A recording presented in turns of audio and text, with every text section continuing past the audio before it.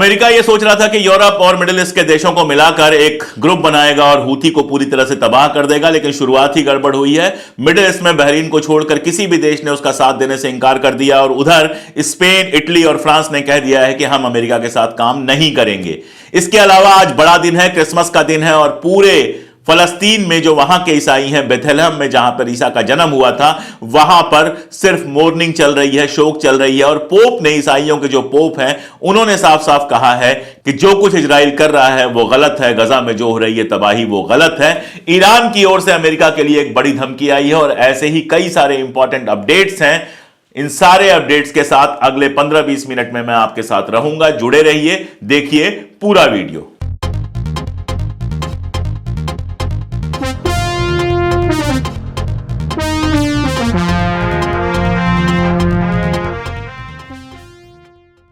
नमस्कार।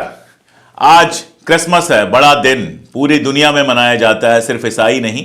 अब ये ग्लोबल त्योहार हो गया है, सारी दुनिया इस त्योहार को मनाती है।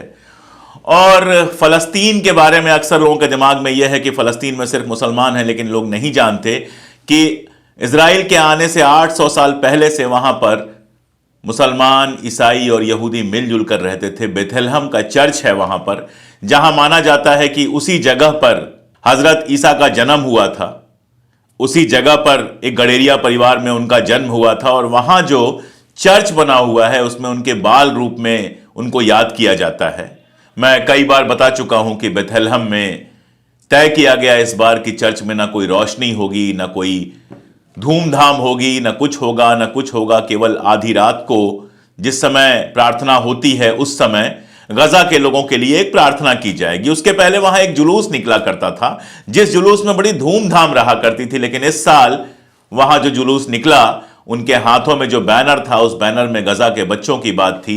उस बैनर में गजा के शहरियों के ऊपर जो अत्याचार हो रहा था उसकी बात थी। मैं ये बात बार बार बार बार कहता हूं कि फलस्तीन का मामला सिर्फ मुसलमानों का मामला नहीं है। अगर सिर्फ मुसलमानों का मामला होता तो वहां पे चर्च नहीं ढाए जा रहे होते। अगर सिर्फ मुसलमानों का मामला होता तो पोप बाकायदा ये नहीं कह रहे होते कि जो नरसंहार चल रहा है गजा में वो बेहद गलत है। इस बार क्रिसमस को लेकर दुनिया भर के जो कार्टूनिस्ट हैं, जो पेंटर्स हैं, उन्होंने ऐसी ऐसी पेंटिंग्स बनाई हैं जिनको देखकर कलेजा मुंह को आ जाता है। कैसे वो लोग होंगे, कैसे इजरायली होंगे जब उनके नजर के सामने ये कार्टून जाते होंगे, ये पोस्टर्स जाते होंगे, या फिर इजराइल के हमले में मारे गई बच्चों की तस्वीरें आती होंगी, या ये पता चलता होगा उनको कि हालत यह है कि एक हॉस्पिटल खाली कराने के लिए जो ये बुलडोजर लेके गए थे उसमें ढेरों ऐसी माओं को दबा दिया गया जो गर्भ से थी, जिनके पेट में बच्चा था। इतना अत्याचार करने वाले लोग किस तरह से रात को जब लौटते होंगे तो आईने में अपना चेहरा देखते होंगे, कैसे अपने बीवी बच्चों से बात करते होंगे। खैर, वो तो मैं बार बार कहता हूं कि जब आप पागल हो जाते हैं, धर्म आपको पागल कर देता है, तो आपके अंदर की सारी इंसानियत खत्म हो जाती है। ऐसा ही लगता है कि इजराइल के जो ज़ायनिस्ट हैं, जिनका नेता है बेंजामिन नेतन्याहू, उनके अंदर की सारी इंसानियत खत्म हो गई है। लेकिन चिंता तो इस बात की होती है कि जहां पोप गजा की बात कर रहे हैं, जहां बेथलेहम का चर्च गजा की बात कर रहा है, वहां ईसाइयों का जो सबसे बड़ा इलाका है अमेरिका और यूरोप, वहां के नेता खामोश बैठे हुए हैं। बिडेन का एक स्टेटस आया, बिडेन का एक न्यूज आया कि बिडेन और नेतन्याहू में फोन पे बात हुई है। और आपको शर्म आएगी ये सुन के कि बिडेन ने उसके बाद जो बात कहना सबसे जरूरी समझा वो ये कि हमने नेतन्याहू से सीज फायर के बारे में कोई बात नहीं की है। यानी बिडेन अभी भी, जो बिडेन और अमेरिका अभी भी अंदर से इतना प्रेशर पड़ रहा है, रोज जुलूस निकल रहे हैं, पूरी दुनिया में जुलूस निकल रहे हैं, लेकिन आज भी बिडेन सीज फायर की बात नहीं कर रहा है। और उसके बाद पूरी बेशर्मी से इजराइल का जो प्रधानमंत्री है नेतन्याहू, उसने कहा कि हमें नहीं पता जंग कब तक खत्म होगी, यह जंग तब तक चलेगी जब तक हमास को हम पूरी तरह से खत्म नहीं कर लेंगे।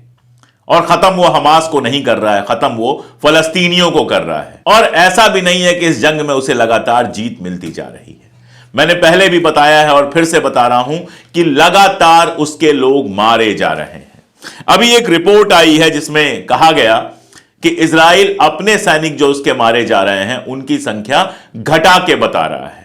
यह रिपोर्ट बताती है, और टाइम्स ऑफ इजराइल से कोट करते हुए यह रिपोर्ट बताती है कि इजराइल कह रहा है कि सिर्फ 2000 सैनिक घायल हुए हैं।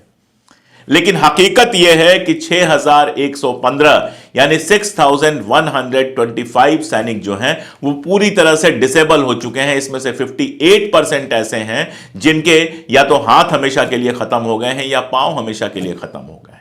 रोज इजरायली सैनिकों के मरने की खबरें आ रही हैं। अभी कल की खबर है कि 10 इजरायली सैनिक मारे गए। फायदा बस इनके पास इतना है कि जमीन से ज्यादा आसमान की ताकत है। ऊपर से बम गिराकर इजराइल फलस्तीनियों को तबाह कर रहा है, लेकिन जमीनी जो जंग चल रही है उसमें इसके लोग भी लगातार मारे जा रहे हैं और पूरी दुनिया में जो बेइज्जती हो रही है वो तो अलग। लेकिन सबसे बड़ी अपडेट जो है, सबसे बड़ी खबर जो है वो अमेरिका के मुतल्लिक है। मैंने आपको बताया था कि हूती लगातार जो रेड सी है उस रेड सी पे लगातार हमले कर रहा है और उसने कहा है कि इजराइल से जाने वाले या इजराइल को जाने वाले किसी भी जहाज को वो उस रास्ते से जाने नहीं देगा। अभी 2 दिन पहले की खबर है कि इंडियन कोस्ट के पास उसने एक पानी के जहाज पर हमला किया और यह खबर तो मैं आपको दे ही चुका हूं कि दुनिया भर के जो बड़े बड़े बिजनेस हाउसेज हैं उन्होंने उस रास्ते से अपनी जहाजें ले जाना बंद कर दिया है। यह भी मैंने आपको बताया था कि इसके खिलाफ अमेरिका ने एक मोर्चा बनाने की घोषणा की जिसमें बहुत सारे मुल्क थे, यूरोप के कई सारे मुल्क थे, ब्रिटेन था, फ्रांस था, स्पेन था, इटली थी और भी कई सारे मुल्क थे और साथ में बहरीन था। अब अमेरिका की कोशिश यह थी कि इसमें और सारे मिडिल ईस्ट के मुल्कों को शामिल किया जाए। वो चाह रहा था कम से कम सऊदी अरबिया शामिल हो जाए जिसकी यमन से दुश्मनी पुरानी है, और भी कुछ मुल्कों को वो शामिल करना चाह रहा था। हालत यह है कि वहां की गोदी मीडिया ने फर्जी खबरें चलानी शुरू की कि सऊदी अरब जो है वो इसमें शामिल हो गया है, लेकिन सऊदी अरब या कोई भी दूसरा अरबी मुल्क अभी तक उसमें शामिल नहीं हुआ है। पहली बात तो ये। उससे भी बड़ी बात यह है कि 3 यूरोपीय मुल्कों ने मना कर दिया है अमेरिका के कमांड में काम करने से। स्पेन है, इटली है और फ्रांस। इन्होंने बहुत क्लियर कहा है कि हम वहां पर हमारे सैनिक पहले से हैं, चूंकि हमारा माल आता जाता है तो अपने माल की रक्षा के लिए हम अपने सैनिकों का इस्तेमाल तो करेंगे, लेकिन अमेरिका का ऑर्डर फॉलो नहीं करेंगे, अमेरिका के कमांड में हम नहीं चलेंगे। यानी उनका जो वजूद पहले से वहां पर है वो वजूद तो बना रहेगा, लेकिन अमेरिका जो ये नया एक ग्रुप बनाना चाहता है, एक समूह बनाना चाहता है यमन का मुकाबला करने के लिए 7, 8, 10, 12 देशों को लेकर, उसमें शामिल होने से उन्होंने इनडायरेक्टली और डायरेक्टली दोनों इंकार कर दिया है। असल में ये जो हूती वाला पूरा मामला है, रेड सी का जो पूरा मामला है, उसको लेकर अमेरिका बहुत परेशान है। वो यमन के ऊपर बमबारी भी कर रहा है, काफी कुछ उसने किया है, वहां पर अपने और सैनिक बढ़ा दिए हैं, लेकिन अभी तक जिन कंपनियों ने वापस लिया था कि अब हम इस रास्ते से नहीं जाएंगे, उनमें से एक भी कंपनी लौट के नहीं आई है। साथ में अब यूरोप के मुल्क ही कह रहे हैं कि हम आपके कमांड में काम नहीं करेंगे, यानी अमेरिकी मिलिट्री ताकत वहां कोई बढ़ नहीं रही है। इधर मैंने आपको बताया कि हमास तो था ही, हूती तो था ही, हिजबुल्लाह भी लगातार हमले कर रहा है, इजराइल में लगातार सायरन बज रहे हैं, इजराइल कोशिश कर रहा है लेबनान पे भी हमला करने की, कोई खास सफलता मिल नहीं रही है। यानी इजराइल 3 तरफ से तो घिरा ही हुआ है। ऐसे भी इसमें कोई भी यूरोपीय मुल्क जो अमेरिका के साथ है वो अगर सारे मिलके हूती का मुकाबला करते तो थोड़ी दिक्कत हो सकती थी, लेकिन वो मुल्क भी जानते हैं कि अगर हम अमेरिका के पीछे पीछे आएंगे तो हम भी हूती का शिकार होंगे, क्योंकि हूती ने बहुत क्लियर कह दिया है, बहुत साफ कह दिया है कि हमारी दुश्मनी किसी से नहीं है, हमारी दुश्मनी सिर्फ और सिर्फ इजराइल से है। इजराइल जब तक फलस्तीन के अंदर यह बमबारी करता रहेगा, हम इस रास्ते को रोकते रहेंगे और हम सिर्फ उन्हीं जहाजों पर हमला करेंगे जो इजराइल जा रहे हैं या इजराइल से आ रहे हैं। तो ये मुल्क इजराइल के अलावा दूसरी जगहों से भी व्यापार करते हैं, तिजारत करते हैं, इनकी जहाजें आती हैं। तो ये अमेरिका के चक्कर में पड़ के हूती को अपना दुश्मन क्यों बनाए? अमेरिका तो कल को निकल लेगा, जैसे अफगानिस्तान से निकल लिया, फंसेंगे ये बेचारे। दूसरी बात यह है जो उससे भी बड़ी बात है, और खासतौर पर स्पेन के एग्जाम्पल से मैं आपको समझाना चाहूंगा। स्पेन के जो प्राइम मिनिस्टर हैं उन्होंने सीधे सीधे जो बिडेन से फोन पे बात की, और बात करने के बाद उन्होंने बहुत साफ तरीके से कहा कि जो कुछ हो रहा है फलस्तीन में वो गलत हो रहा है, उसको रोकने की कोशिश करनी चाहिए। अब स्पेन इतनी बड़ी ताकत नहीं है कि अपने दम पर वो अमेरिका और इजराइल को रोक सके, लेकिन उसने अपनी जो असहमति है वो दर्ज करा दी कि गजा में जो कुछ चल रहा है उससे हम सहमत नहीं हैं। इसका मतलब क्या है? इसका मतलब यह है यानी स्पेन उन मुल्कों में से है जो लगातार इस बात को कह रहा है कि गजा में जो हो रहा है वो ठीक नहीं है, नंबर एक। दूसरी बात यह कि वो इजराइल जिस तरह से अपनी अवैध बस्तियां बसा रहा है वेस्ट बैंक में, गजा में, बाकी सारी जगहों पे जो उसकी प्लानिंग है उसके खिलाफ है। और नंबर तीन, वो कह रहा है कि गजा में सीज फायर होना चाहिए। तो स्पेन का मामला मैंने आपको बताया कि स्पेन को वो चाहता था अमेरिका की वो उसके ग्रुप में हो, लेकिन स्पेन उस ग्रुप में जाने से इंकार कर चुका है। बड़ा जो कदम है वो फ्रांस का है। फ्रांस के अंदर मैंने पहले भी बताया है कि फलस्तीन के समर्थन में बहुत बड़े बड़े जुलूस निकले हैं और फ्रांस जो है वो भी इस ग्रुप से खुद को अलग कर रहा है, वो भी लगातार पीस की बात कर रहा है, लगातार युद्ध विराम की बात कर रहा है। इटली भी अब इसी राह पे आ गया और मैं बता चुका हूं आपको कि इटली के कई सारे बड़े पॉलिटिशियन जो हैं वो सीधे सीधे कह चुके हैं कि गजा में जो हो रहा है वो गलत है। ईयू जो है, यूरोपियन यूनियन, उसके ढेर सारे मेंबर, उसके चीफ, ये सारे लोग कह चुके हैं कि गजा में जो हो रहा है वो गलत है। और सबको ये समझ में आ रहा है कि इजराइल जो कर रहा है वहां पर अमेरिका की शह पर, वो सिर्फ और सिर्फ स्टेट टेररिज्म है, उसके अलावा कुछ नहीं है। वो अपने आप में एक आतंकवाद है और सबको पता है ये इतिहास के इजराइल का असल इरादा है किसी भी तरह से गजा को खाली कराना और उसके नीचे जो गैस और पेट्रोल है उस पर कब्जा करना। अगर ऐसा नहीं होता तो आप बताइए कि वेस्ट बैंक में जो सारा तमाशा चल रहा है वो क्यों चल रहा है? वेस्ट बैंक में तो हमास है नहीं, फिर भी वेस्ट बैंक में लगातार हमले हो रहे हैं, वहां लोगों को मारा जा रहा है। और अभी की खबर है कि वहां के मिनिस्टर ने वेस्ट बैंक में जो अवैध सेटलर्स हैं, अवैध सेटलर मतलब इजराइल जिनको वहां बसाना चाहता है, उनको एक बहुत बड़ी रकम उनकी मदद के लिए दी है ताकि वो वहां पर बस सके। अब आप ये दोगलापन देखिए, एक तरफ अमेरिका बैन लगाता है कि जो इजरायली वेस्ट बैंक के अंदर हिंसक गतिविधि कर रहे हैं उनको वो वीजा नहीं देगा। इंग्लैंड भी लगा देता है और भी कई सारे यूरोपियन कंट्री लगा देते हैं, इजराइल भी कहता है ये गलत है। दूसरी तरफ इजराइल का ही एक मिनिस्टर जो है वो पैसे दे रहा है अवैध सेटलर्स को, जो वहां पर जाकर वहां जो लोग रह रहे हैं उनको हटाकर बसना चाहते हैं। ये जो दोगलापन है इजराइल का, ये अब सारी दुनिया के सामने आ चुका है और इसीलिए सारी दुनिया में आप देख रहे हैं कि दबी जबान में, हो सकता है अमेरिका के सामने जो यूरोप के लोग हैं वो बहुत ज्यादा बोलने के लिए तैयार नहीं हो, क्योंकि सबका अमेरिका से व्यापार है, अमेरिका एक बड़ी ताकत है, तो सीधे उसका मुकाबला कोई ना करना चाहता हो, लेकिन दबी जबान में अलग अलग तरीके से ये जो स्पेन, इटली और फ्रांस ने जिस तरह से वापस लिया है अपना नाम कि हम अमेरिकन कमांड में काम नहीं करेंगे, ये बहुत साफ बताता है। आयरलैंड का मैं आपको बता ही चुका हूं कि आयरलैंड ने अपने म्युनिसिपैलिटी पे बाकायदा फलस्तीन का झंडा फहरा दिया। और अभी जो क्रिसमस के आसपास सबसे दिल दहलाने वाली खबर आई, दिल दहलाने वाली मैं नहीं कहूंगा बल्कि दिल को छू जाने वाली खबर आई, वो नीदरलैंड से आई। एक छोटा सा मुल्क है हॉलैंड, नीदरलैंड, वहां पर लोगों ने 8000 बच्चों के जूते जो हैं वो सजा कर रखे। ये 8000 जूते उन बच्चों की स्मृति में सजा कर रखे गए थे जिन बच्चों को हलाक किया है इजराइल ने। यानी आप समझ रहे हैं ना, पूरी दुनिया में जिस तरह से इजराइल के खिलाफ माहौल बन रहा है, आप ये समझिए कि बस वो ज्वालामुखी पर बैठा है। जब तक अमेरिका का सपोर्ट है तब तक ठीक है, जिस दिन अमेरिका का सपोर्ट नहीं होगा जाने क्या क्या होगा। स्पेन के बारे में तो आप जानते हैं कि स्पेन ने अपने राजनयिक संबंध भी तोड़ लिए हैं, अपने राजदूत को बुला लिया था इजराइल से वापस और बदले में इजराइल ने स्पेन से अपने राजदूत को वापस बुला लिया था। तो जो सब हरा हरा दिख रहा है इजराइल के पक्ष में, वो इतना हरा हरा नहीं है। नंबर 1, अब इजराइल के ही विद्वानों ने कहना शुरू कर दिया है कि यह युद्ध इजराइल असल में हार रहा है। एक साहब का आर्टिकल मैं हरीस पे पढ़ रहा था, तो वो लिखे थे कि इजराइल को और बड़ी सेना की जरूरत है और उसमें बड़ा मजेदार उन्होंने ये लिखा है कि अमेरिका के ऊपर अनंत काल तक हमेशा हमेशा के लिए भरोसा नहीं किया जा सकता है और जिस दिन अमेरिका हमारा सरपरस्त नहीं होगा, फलस्तीन का मुकाबला आसान नहीं होगा। कहना यही चाहते हैं कि अमेरिका की सरपरस्ती है, इसलिए फलस्तीन का मुकाबला हम कर पा रहे हैं और अगर अमेरिका की सरपरस्ती नहीं होगी तो यह मुकाबला मुश्किल हो जाएगा।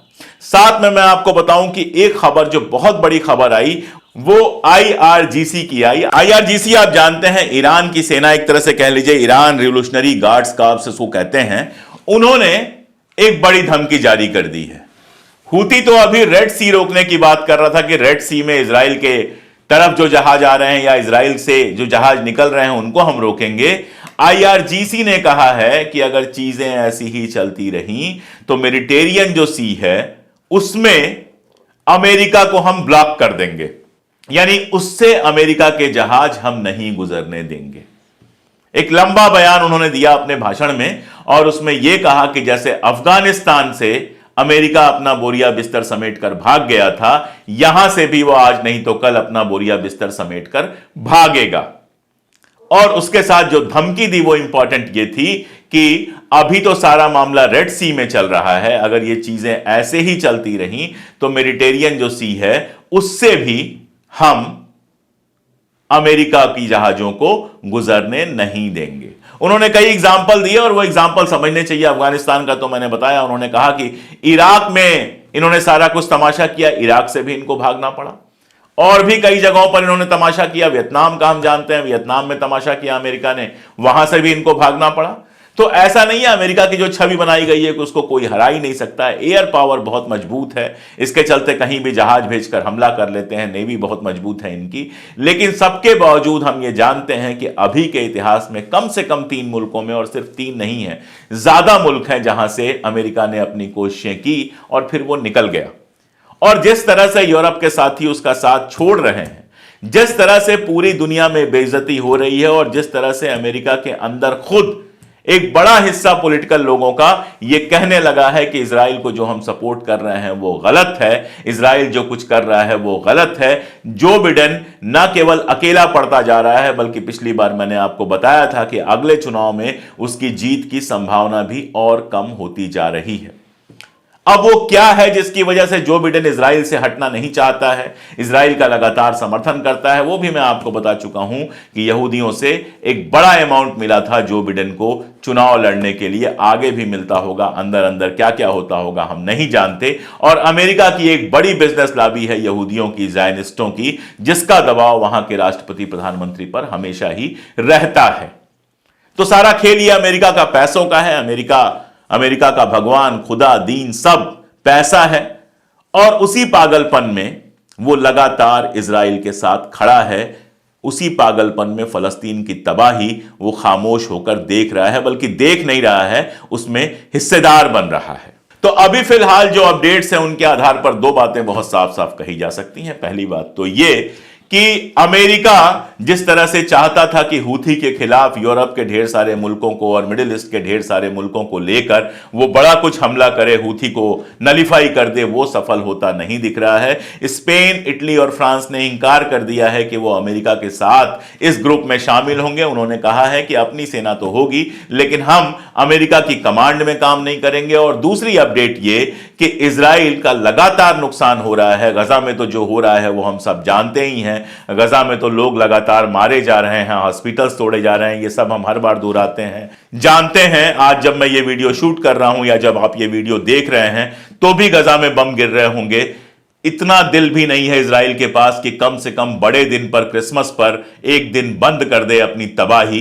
तो वो सब तो हो ही रहा होगा, लेकिन इस प्रोसेस में इजराइल का भी जबरदस्त नुकसान हो रहा है, माली नुकसान हो रहा है, वहां के लोग मारे जा रहे हैं, लोगों के अंदर लगातार गुस्सा बढ़ता जा रहा है। और हमास ने बिल्कुल क्लियर कह दिया है कि इजिप्ट की कोशिशों के बाद भी सीज फायर होता हुआ दिख नहीं रहा है, और जब तक कंप्लीट सीज फायर नहीं होगा हम अगवा किए गए लोगों को वापस नहीं करेंगे। अगवा किए गए लोगों के लगातार मरने की भी खबरें आ रही हैं। एक अमेरिका का इजरायली आदमी जो अमेरिका का था, इजराइल में रहता था, जिसको अगवा किया गया था, काफी उम्रदराज था, वो भी मारा गया है, और भी लोग मारे जा रहे हैं। तो लहू इजराइल में, फलस्तीन में लगातार बह रहा है, और फिलहाल इजराइल भी जीतता हुआ दिख नहीं रहा है। मॉडर्न जंगें ऐसी ही होती हैं, आधुनिक युद्ध ऐसे ही होते हैं जिसमें लोग तो मारे जाते हैं लेकिन जीतता कोई नहीं है। और जिस तरह से इसमें हूथी, हिजबुल्लाह, ईरान और अब धीरे धीरे नए मुल्क जो हैं वो शामिल होते जा रहे हैं, या फिर वो फलस्तीन की बात करते जा रहे हैं, एक खतरा लगातार बना हुआ है कि अगर ये जंग और बड़ी हुई तो इसमें और सारे देश शामिल हो सकते हैं और वो पूरी दुनिया के लिए तबाही का सबब बन सकता है। बेहतर तो यही होता कि जो बिडेन और अमेरिका और बाकी सारे जो इंपॉर्टेंट मुल्क हैं वो आगे आते, सीज फायर की बात करते, लेकिन अभी सब डॉलर गिनने में लगे हुए हैं, अभी सब हथियार बेचने में लगे हुए हैं। इसलिए गजा में तबाही फिलहाल जारी है। जैसे जैसे नए अपडेट्स आएंगे मैं आपको लगातार इजराइल और फलस्तीन के युद्ध पर अपडेट करता रहूंगा। जरूरी यह है कि इन अपडेट्स को आप देखें, दूसरों को दिखाएं, वीडियोस को लाइक करें, चैनल को सब्सक्राइब करें और जैसे भी हमारी मदद कर सकते हैं मदद करें। मैं चाहूंगा कि हमारी छोटी सी मेंबरशिप है, 89 रुपीज की सबसे छोटी मेंबरशिप है, आप हमारी मेंबरशिप लें, हमारे साथ जुड़े और अगर सुपर थैंक्स देना चाहें सुपर थैंक्स दें। आप जब हमारा साथ देंगे तभी हम कैमरे और सत्ता की आंख में आंख डालकर सच कह सकेंगे। बहुत शुक्रिया।